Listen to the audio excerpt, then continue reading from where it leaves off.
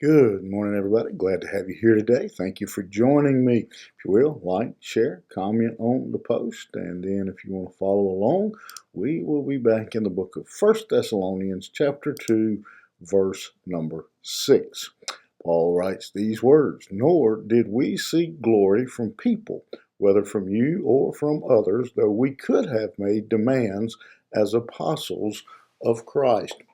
Paul is um, defending himself and giving, I believe, instruction to those who would follow in his footsteps. That a minister, a genuine minister of the gospel, does not preach or work for the glory or the recognition or the praise of man for prestige. It's not what he says. It's not what he's after. He's we didn't seek the glory from God, from you, or anybody else. And he says we weren't looking for those things. We weren't looking to be recognized as a great preacher or a good minister.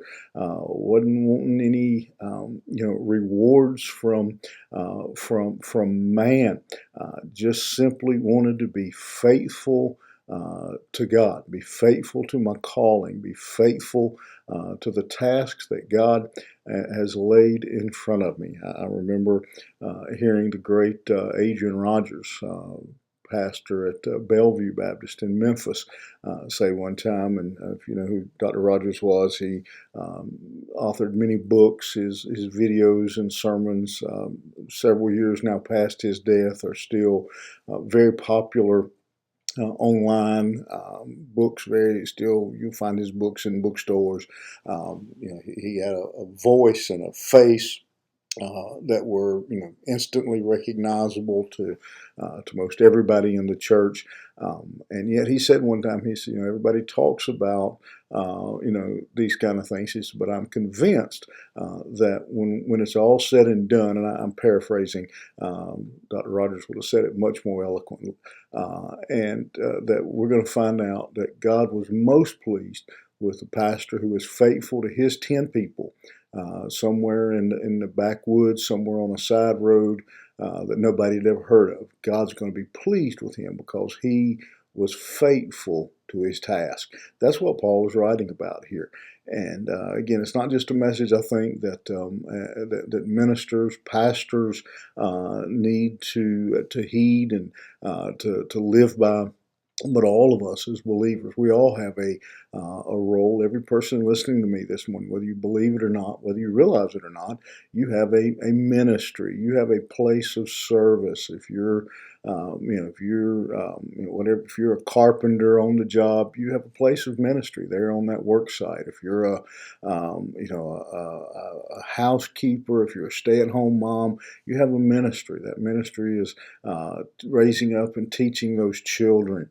If you're a school teacher, wherever God has placed you, that's your ministry.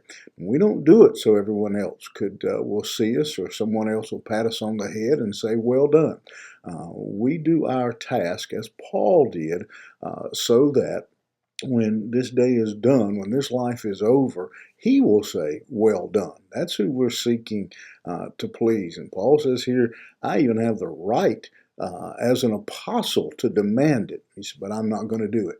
I'm not going to do it. I'm seeking to serve and to please only one, that audience of one, and that is God himself. Today, as you go about your life, you're not working for the praise of man. You may go through today and not only you may get the opposite. You may not only not get the praise, you may get beat up. You may get talked about. You may get put down and ridiculed. It's not who you're working for. Remember this, as you go through this life, you're working for Jesus. If you're a child of God, that's your ministry, and he is the only audience that matters. Keep that in mind today. All right, have a good one. We'll see you here tomorrow morning.